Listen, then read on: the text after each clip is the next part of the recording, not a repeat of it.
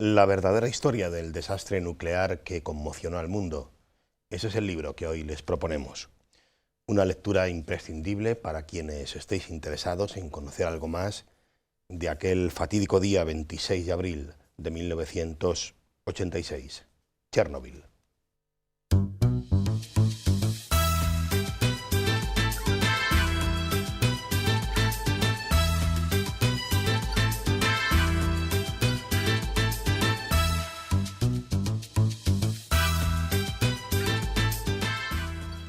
Bienvenidos amigos, esto es 49 o más, estamos en Canal Diocesano de Televisión y nos acompaña ya Antonio Rubio Muga.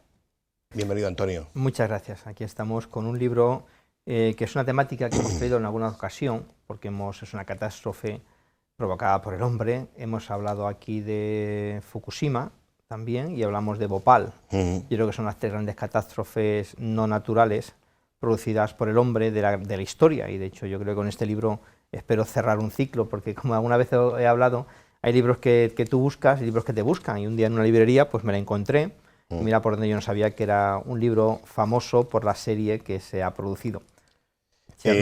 Una cosa sorprendente es, para mí, la juventud del autor de este libro, que es muy joven, un chaval. Sí, Andrés Leaz Barror, es escocés, y él estudiante de informática en la universidad y diseñador gráfico, y siempre dice, yo no recuerdo desde cuando tuve fascinación por Chernóbil. Dice, tal vez más que lo que fue la explosión, el accidente, fue por las ciudades fantasmas que se crearon a raíz de este accidente, ciudades en las cuales evidentemente no vive nadie. Dice, claro, te encuentras la esencia de una ciudad real y tangible que no hay nadie. Entonces, ¿cómo sería caminar por un lugar de eso? Como vamos a ver, sobre todo como Pripyat. Y por lo visto yo no sabía, como comentaba, que ha habido una serie en HBO de 5 capítulos sobre este libro que él escribió y que él estuvo presente en el rodaje, que se rodó en Lituania.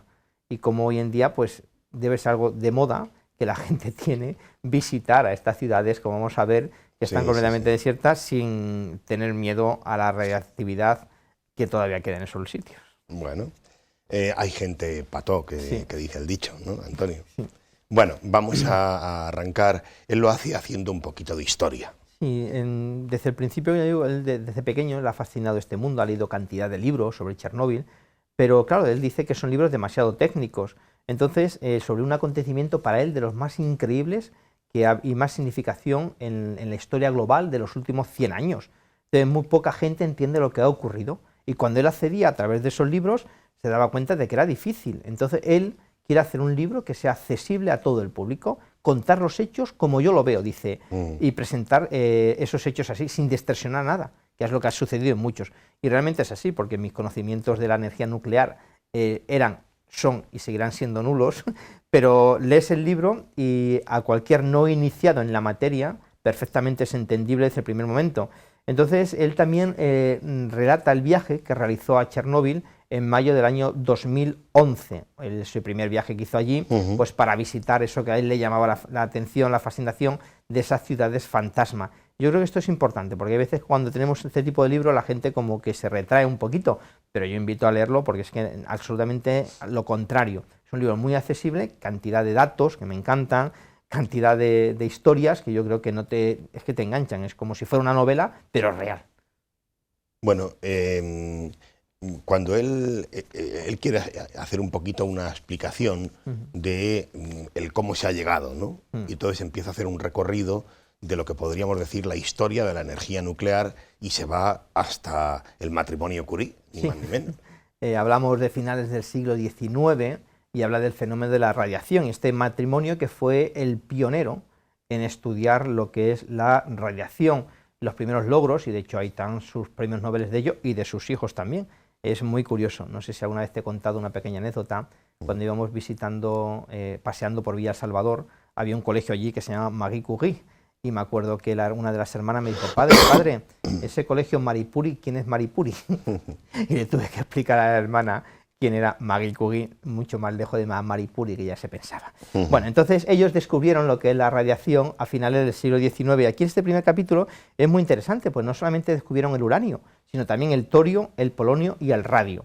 esos 4 elementos de la tabla periódica, pues ellos los descubrieron y cómo las ondas de esos elementos producían la radiación. Eso le valió el premio Nobel a Marie Curie, que no olvidemos que falleció en el año 1934 a consecuencia de la radiación. Ellos evidentemente no sabían las consecuencias todavía que tenía esto. ¿Por qué? Porque incluso descubrieron que ese radio fluorescente era capaz de matar las células enfermas antes que las células sanas, con lo cual aquello supuso para aquellos comienzos del siglo XX pues una gran novedad en la medicina. Claro, era un elemento mágico, decían ellos. Poco después, James Chadwick, en el año 1932, descubrió el neutrón, va contando, y luego hay tres estudiosos científicos, Meitner, Otto Fried y Niels Bohr, que descubrieron la gran novedad, que son capaces de descubrir que el núcleo de un átomo se puede partir, que era algo completamente factible, y esa partición del núcleo del átomo va a producir una energía completamente limpia, que es la energía nuclear. Y ahí, poquito tiempo después, eso fue en el 39, estamos empezando la Segunda Guerra Mundial. Esa Segunda Guerra Mundial hace que Estados Unidos pues, se meta de lleno en ese estudiar esa nueva fuente de energía. Y todo cambia, la historia del mundo yo creo que cambia aquel día 7 de noviembre del año 1941, cuando los japoneses no se les ocurre otra cosa que atacar la base de Pearl Harbor. A raíz de ahí, Estados Unidos no tiene nada más que otra idea de fabricar, aprovechando los descubrimientos que hemos hablado, la primera bomba atómica del mundo, una bomba atómica que el 16 de julio del año 1945, no llega a un mes, cerca de 20 días antes de la primera explosión atómica en Hiroshima, ellos van a probar en Nuevo México, el primer artefacto. Para que nos hagamos una idea, creó un cráter de 365 metros en Nuevo México, y el físico George Kisakitoki dijo asustado: estoy seguro de que cuando llegue el fin del mundo, en el último milisegundo de existencia de la Tierra, el último hombre verá lo que nosotros acabamos de ver. Y poquito después de aquel 16 de julio, no olvidemos el 6 de agosto de aquel mismo año, del 45, Hiroshima. Con lo cual, los rusos tampoco se pueden quedar atrás, también empiezan en esa carrera. La carrera nuclear, podríamos decir, está empezando justo en este momento. Justo en este momento, sí, sí. De hecho, los rusos, en el año 52, poquito después, van a inaugurar la primera central nuclear de la historia. Y también los estadounidenses, un poquito después, ponen en funcionamiento el primer submarino nuclear. Con lo cual, estamos hablando de esa década que va a ser crucial, esos 10-15 años, crucial para lo que es la energía nuclear. De hecho, para que nos hagamos una idea, en el año 2002 había en todo el mundo 444 reactores nucleares operativos. El país que más depende de la energía nuclear es Francia, donde el 75% de su energía es energía nuclear. En cambio, en Estados Unidos, y en entonces la Unión Soviética, es solamente un 20%. Sin embargo, fíjate, tales son los trabajos de Estados Unidos que cuenta el autor que habla de un accidente anterior a Chernobyl, sí. En concreto en Pensilvania. Sí, hubo un accidente anterior en Pensilvania. En 3 Mile Island, no sé si lo pronuncio bien, Pensilvania, ¿no? Gracias. El 28 de marzo de 1979 se produjo ese accidente. ¿Y por qué? Porque el reactor recién estrenado, el número 2 de aquella, tuvo un fallo en la refrigeración y explotó. Entonces, a pesar de eso, la energía nuclear, habla el autor en este primer capítulo, sigue siendo la que menos daños ha causado en la historia. Desde el año 1835, solamente en Estados Unidos, el carbón ha producido más de 15.000 muertos. Y habla, por ejemplo, también de un oleoducto que hubo en Nigeria, también una explosión, y causó la muerte de más de 700 personas. Con lo cual él sigue abogando como esa energía nuclear como la menos, podríamos decir, dañina que hay. Y hay un dato también que da aquí de la NASA, los científicos de la NASA en el año 2013 realizaron un estudio y decían que la energía nuclear había impedido una media de 1,84 millones de muertes asociadas a la contaminación del aire, como la emisión de 64 gigatoneladas de CO2, equivalente a los gases del efecto invernadero entre 1971 y el año 2009. Bueno, es una energía que está ahí. Vamos ahora a ver cómo arranca Chernobyl, sí, en concreto, ¿vale? Porque ya hecha esta introducción, él se mete ahora a explicar y a contar un poquito Chernobyl. Técnicamente, la planta de energía atómica, no podía ser de otro nombre, Vladimir Ilyich Lenin, empezó a construirse en el año 1970 y al norte de Ucrania, perdón, a 15 kilómetros de lo que es Chernóbil hoy en día, y era la primera central nuclear que se construía en ese país. Para ellos, no solamente se construyó la central nuclear, sino que Pripyat fue una ciudad, la ciudad atómica que se llamó, donde se tenían que albergar junto a la central 50.000 personas, con una media edad de 26 años. Y al frente de todo ese megaproyecto puso a un ingeniero, Víctor Brigiounov, de 35 años, que era el responsable de todo lo que supervisar toda la construcción, tanto de la planta como esa ciudad de Pripyat de 50.000 habitantes, absolutamente todo. Entonces, claro, era una obra tan magna que se retrasó 2 años la construcción. Entonces, el primer reactor, porque cuando en el momento de Chernóbil había 4 reactores, el primer reactor se terminó el 26 de noviembre del año 1977, es decir, 7 años después de que empezara la nuclear, empezaron a funcionar. En el año 1900, y luego siguieron otros 3, su dimensión es enorme, en el año 86 funcionaban 11 reactores de este tipo, ¿de acuerdo? Y 8 estaban en construcción. Ese gran fenómeno de la fisión nuclear, pues va a ser el mismo que hemos hablado antes de la bomba atómica, va a ser el que se desarrolle en las centrales nucleares. Siempre hay una preocupación cuando se construye una central nuclear, evidentemente, que es la seguridad, impedir esas emisiones radiactivas. Habla el autor de que si hubiera un fallo, hay un sistema que es capaz de paliar ese fallo. Si hay un fallo en ese segundo sistema, hay otro sistema que vuelve a paliar ese fallo, así hasta 3 o 4 veces. Él decía que es prácticamente imposible, que ellos habían concebido esa radiación, ese fallo, que realmente lo hubo. Por eso, en toda central nuclear, la prioridad siempre es la seguridad. Claro, pero aún así, Antonio, y es que lo vamos a ver ahora, ¿no? Como al final estamos hablando de personas humanas, ¿no? Los fallos existen, por muchas medidas de seguridad, y la prueba está aquí. Justo lo siguiente de lo que pasa a describir el autor es el accidente como tal que ocurre en Chernóbil. Y de hecho, antes de ese accidente, que está fechado el 26 de abril de 1986, hay un primer accidente, el 1 de septiembre del 82, que se mantuvo en secreto como tantas cosas en esta nuclear. En el accidente, pues nos situamos ya en ese 26 de abril del año 1986. Había que hacer una prueba en el reactor 4. Se ponen a hacer la prueba y ¿qué pasa? Que aquella prueba va a desencadenar la peor catástrofe nuclear, el peor desastre nuclear de toda la historia. El día ese 26 de abril, había trabajando en la planta 176 operarios, más 286 que estaban construyendo el reactor número 5. Hemos dicho que 4 en ese momento. ¿De acuerdo? Entonces, siempre en una central nuclear, lo fundamental es que el reactor, el agua de la refrigeración fluya para ser capaz de mantener esa temperatura el reactor. Eso los que hemos visitado alguna central nuclear, recuerdo Valdecaballeros allí, pues construyeron una presa fundamental para mantener refrigerado el reactor. Entonces, nunca se habían hecho las pruebas de seguridad, algo inédito, y cuando se ponen a hacer las pruebas, en el primer experimento se dan cuenta de que el manual estaba completamente tachado, y tachado a mano, y corregido a mano. Entonces, cuando los operarios se ponen a hacer la primera prueba del reactor, de un accidente, se dan cuenta de que se cogen las correcciones, con lo cual aquello fue un auténtico desastre, unas pruebas que nunca se habían llevado a cabo, y empezaron a surgir problemas desde el primer momento del arranque de la prueba. Entonces, el reactor se dieron cuenta que era inestable, ese reactor, el número 4, y ahí empieza.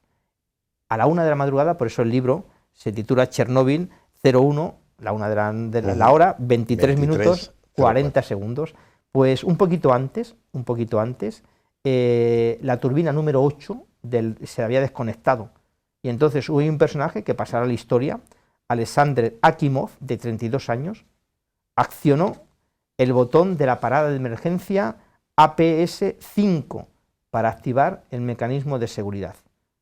Creí que se me iban los ojos, que los ojos se me iban a salir de las órbitas. Aquello no tenía explicación posible.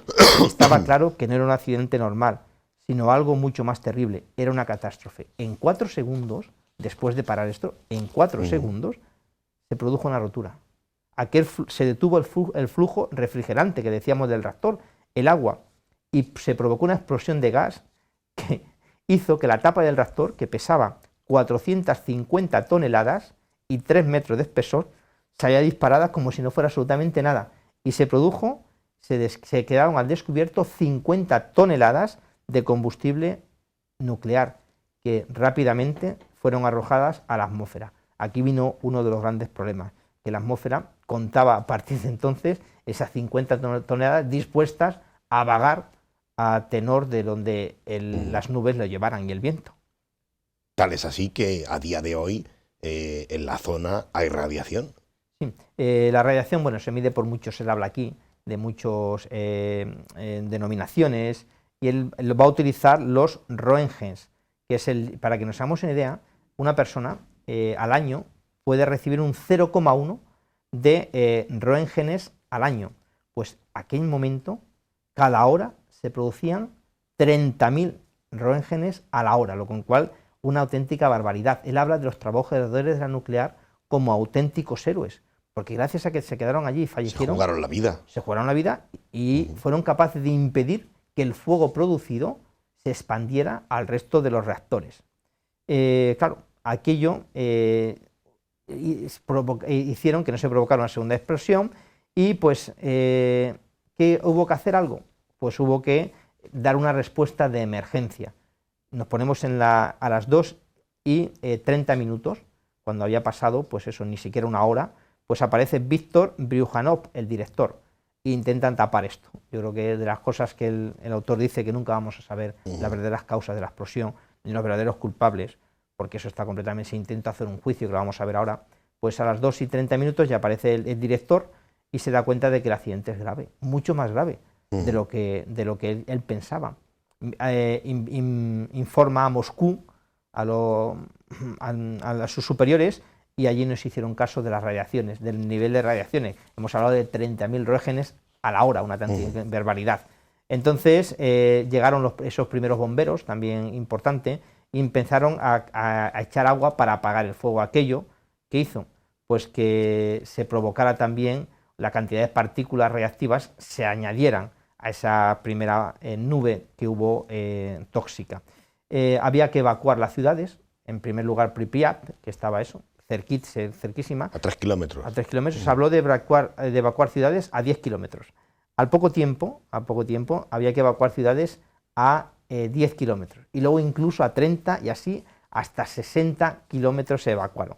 Muy importante cómo hasta el día siguiente llegaron las tropas de unidad del ejército ruso y empezaron a darse cuenta, a medir las primeras radiaciones y a darse cuenta de la magnitud del problema. Hubo que hacer algo y entonces se hizo una reunión de crisis y había que evacuar a toda la población. Para que nos hagamos una idea, en el año 86 se evacuaron a 116.000 personas en un radio de 30 kilómetros, lo cual equivale a 2.800 kilómetros cuadrados. A partir del año 86, 220.000 personas más. Estamos hablando de que cerca de 400.000 personas fueron evacuadas. Y el mundo no conocía nada de esto hasta 2 días después. ¿Pero sabes por qué? Porque en un sensor de otra central nuclear a 1.000 kilómetros de allí, uno de los operarios detectó los niveles de radiación. ¿Y qué dice él? Dice, lo primero que pensé es que había estallado una guerra y que alguien había arrojado una bomba nuclear. Fue una experiencia aterradora y por supuesto tampoco podríamos descartar que hubiera ocurrido algo en Frostmar, que era la central nuclear donde él estaba. Para que nos hagamos una idea, ¿qué solución hay que hacer al reactor? Pues lanzar una vez que está apagado el fuego, lanzar bolsas de arena. El primer día se lanzaron 150 toneladas de bolsa de arena sobre el reactor. Y dice el autor, algo como lanzar un balín para un elefante. En los siguientes días ya se pasó de 150 toneladas a 5.000 toneladas. ¿Y qué hace eso? Pues que el núcleo del reactor pues atravesara el blindaje que había subterráneo, había en la base, y los cimientos del edificio empezaran a tambalearse, con lo cual el agua de apagar los reactores, la arena, todo ese peso, si se filtraba hacia abajo, llegaba a la mayor fuente de agua potable que tenía Rusia. Con lo cual había que hacer algo. Por eso el trabajo que podríamos llamar de descontaminación de la zona va a ser un trabajo verdaderamente titánico. Sí, porque estamos hablando de una zona de exclusión, en primer lugar, de 30 kilómetros.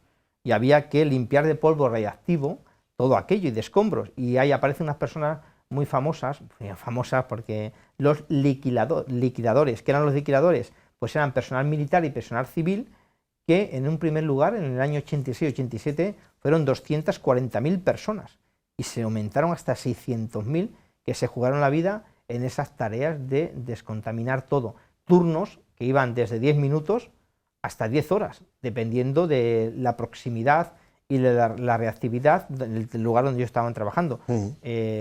Las condiciones que trabajaban, pues nos podemos imaginar cómo eran, y mucho menos pues, con los trajes y con las condiciones adecuadas. Tenían que hacer de todo. Incluso llegaron a asfaltar las carreteras, llegaron a tapar edificios enteros, a destruir ciudades, y aquellas que no se pudieron destruir, demoler, pues hubo que limpiarlas con un spray especial. Para que nos hagamos una idea, se cubrieron 300.000 metros cúbicos, se utilizaron de cemento para cubrir esas ciudades que se pudieran hacer. Y hubo incluso partidas de caza, porque se habían evacuado personas. ¿Y qué pasaba con los animales que estaban? Animales esperando a morir sin nada. Entonces hubo que hacer partidas para matar todos los animales que las personas estaban contaminados. Estaban allí. Y a ellos nos dieron unas recomendaciones, entre ellas, para que nos hagamos una idea, que no tuvieran hijos en los próximos 5 años, con los cuales aquellas labores de los liquidadores sabían que iban a tener consecuencias. Pero no era bastante. Hubo que construir lo que llaman un sarcófago. Eso te iba a preguntar, nos quedan un par de minutos, pero no quería dejar de contar la historia de los 2 sarcófagos, sí. ¿no? Aquel primero y un nuevo sarcófago que tuvo que venir después. Sí, entonces hubo una especie como de armadura para contener toda la central, un primer sarcófago de 170 metros de longitud, 66 de altura, y en el cual trabajaron 250.000 de personas. Se utilizaron 400.000 metros cúbicos de cemento y 7.300 toneladas de acero. Se tardaron, para que nos hagamos una idea, tanta gente, 260 días en construir. Se tapó con ese primer sarcófago. Pero mira por dónde ese primer sarcófago no era duradero. Entonces ha habido que hacer otro, ese primer sarcófago tiene una durabilidad de 20 años. Gracias a la ayuda de 46 países se ha creado uno que ha valido 2.000 millones de euros y se terminó en noviembre del año 2016. ¿Qué consecuencias, si me permites, tuvo el desastre? En primer lugar, para el recién estrenado presidente de la URSS, Mikhail Gorbachev, 3 semanas sin decir realmente lo que había pasado. Al final hubo que volver otra vez a poner en funcionamiento la central de Chernobyl porque la escasez de la energía eléctrica en Ucrania había sido tremenda. Y entonces, ¿por qué falló? Pues según se hizo un juicio en el mismo Chernóbil, intentando acusar al responsable de seguridad por no haber hecho aquellas primeras pruebas en ese juicio, pero al final creen que fue el diseño del reactor lo que propició pues ese gran desastre. Nunca volveremos otra vez a saber. Eso cambió la forma de fabricar los reactores y hoy en día allí siguen funcionando 15 reactores. No tenemos tiempo para más, Antonio. Vamos a despedir aquí el programa sobre este libro tan interesante. Lo hacemos, como siempre, amigos, con un texto que escoge Antonio sobre este Chernobyl. El texto está tomado de ese juicio que decíamos que para el autor pues, fue un poco pues, de cara a la galería, porque nunca realmente sabremos los responsables ni quiénes fueron los causantes. Diatolov se pasó el juicio luchando contra la versión oficial, pero hasta él es citado diciendo: con tantas muertes humanas no puedo afirmar ser del todo inocente. Cuando el tribunal le preguntó por qué las normas no avisaban de ningún posible peligro relacionado con trabajar con bajos niveles de energía, la respuesta experta fue que una explicación no era necesaria, sino los manuales de instrucciones hubiesen sido demasiado voluminosos. Era bien sabido, aunque nunca reconocido en público, que ciertos problemas inherentes al sistema comunista hacían que ningún plan funcionara nunca del todo bien, y que los ciudadanos de todas las profesiones y los niveles de jerarquía se veían obligados a improvisar para conseguir cualquier cosa. Por ejemplo, en Chernóbil, a veces había gente jugando a las cartas durante su turno precisamente porque no tenían ninguna función. Solo estaban allí debido a que el sistema comunista les había asignado un puesto que ya ocupaba otra persona, con lo que no tenían nada que hacer. Eso no podía admitirse mientras eran observados por el mundo, por lo que el juicio transcurrió como si la URSS fuese una sociedad perfecta. Todos los asistentes, incluidos los 6 acusados, sabían que aquello era una farsa. Un atrevido testigo hasta lo dijo abiertamente: «Tengo la sensación de que todos los medios extranjeros informarán y toda la sociedad soviética sabrá que el accidente fue consecuencia de los errores cometidos por el personal», señaló. Por supuesto, el personal es culpable del desastre, pero no en la magnitud definida por este tribunal. Trabajábamos con reactores nucleares peligrosos, no teníamos ni idea de que estos eran tan altamente explosivos.